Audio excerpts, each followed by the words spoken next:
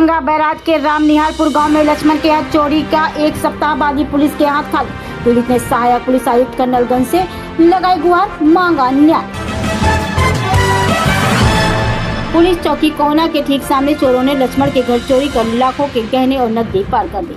घटना 18 व 19 अक्टूबर देर रात की है।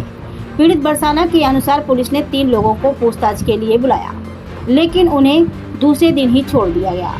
बरसाना ने आरोप लगाते हुए कहा कि पुलिस कोई सहयोग नहीं कर रही। लक्ष्मण और बरसाना संयुक्त रूप से कहा कि चोरी की घटना को लेकर शहर के वरिष्ठ पुलिस अधिकारियों से मुलाकात करेंगे। यहां की अगर सुनवाई नहीं हुई तो पीड़ित मुख्यमंत्री के दरबार में भी अपनी गुहार लगाएंगे। बरसाना ने कहा कि उसने 1076 पर शिकायत दर्ज करा दी है।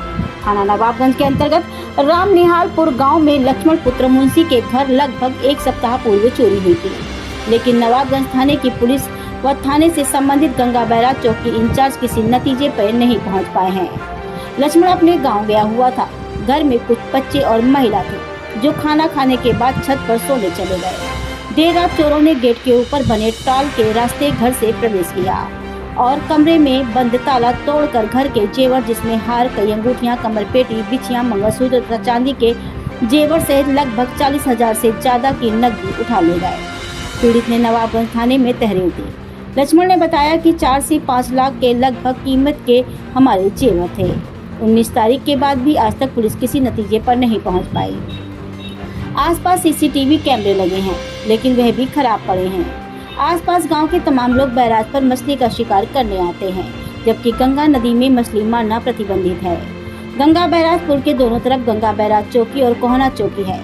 इसके बाद भी मछली मारने वालों पर पुलिस की नजर नहीं पड़ती।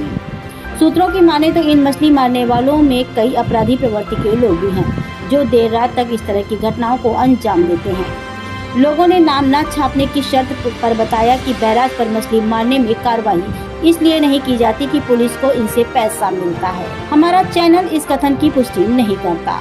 लक्ष्मण पुत्र मुंशी निवासी राम निहालपुर ने बताया कि मकान पर पारुल भगवान देई व बरसाना रहती थी। कल रात करीब 10 बजे सभी लोग खाना खाकर छत पर सोने चले गए। सुबह करीब 6 बजे सभी लोग नीचे आए तो देखा कमरे का ताला टूटा था। जेवर के डिब्बे बिखरे पड़े थे।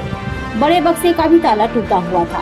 सारे जेवर गायब थे और घर में 40,000 से ज्यादा रखी हुई नकदी भी चोर जेवर के साथ उठा ले गए। पीड़ित गंगा बैराज चौकी के चक्कर लगाकर थक चुका है। लक्ष्मण ने बताया कि अगर पुलिस चोरी का अतिशीघ्र खुलासा नहीं करती है तो जिलाधिकारी और कमिश्नर के यहाँ भी हम अपनी शिकायत दर्ज कराएंगे। कानपुर से उत्तर प्रदेश ब्यूरो हेड पप्पू यादव की ये खास रिपोर्ट। लक्ष्मण, क्या घटना हुई थी आपके यहाँ? हमारे घर चोरी हुई थी। हम यहाँ थे नहीं, कहाँ गए थे आप? हम अपने गांव चले गए थे। अच्छा, फिर घर में पारुल थी, बरसाना थी, भगवान देई थी। ये शाम को खाना खाकर छत पे सो गई थी। सुबह जब उठी 6 बजे तो देखा का घर के ताला टूट पड़ा था। सामान सब इधर उधर बिखरी पड़ी थी। क्या क्या सामान गया है? सामान में 2 हार थे, एक चैन थी, 3 अंगूठी सोने की थी, 3 पायल थे, 3 बिछुआ कमर पेटी, 4 कंगन थे और सामान थी। रिपोर्ट आपकी तरफ कुछ रुपया भी था नगद?